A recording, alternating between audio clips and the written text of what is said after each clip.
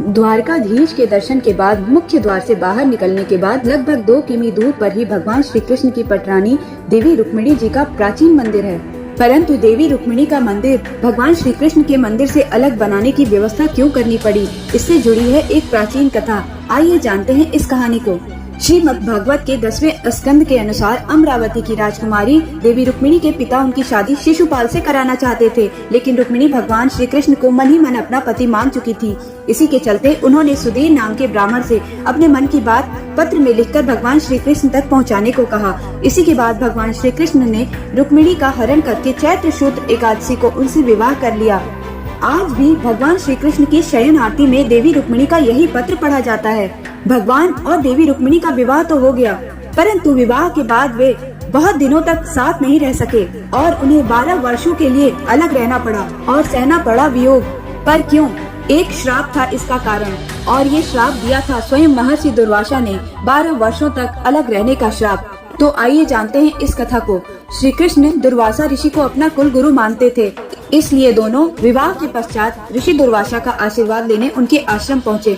उन्होंने ऋषि से महल में आकर भोजन करने और आशीर्वाद देने का आग्रह किया।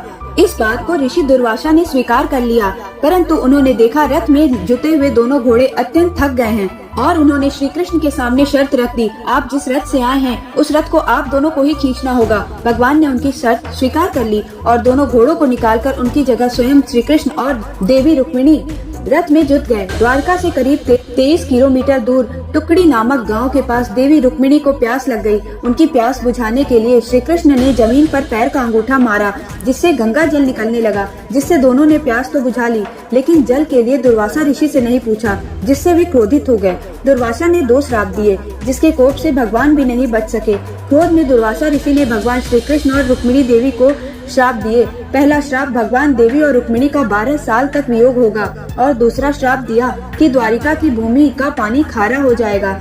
इसी कारण देवी रुक्मिणी का मंदिर भगवान द्वारिकाधीश के मंदिर से 2 किलोमीटर दूर बनाया गया।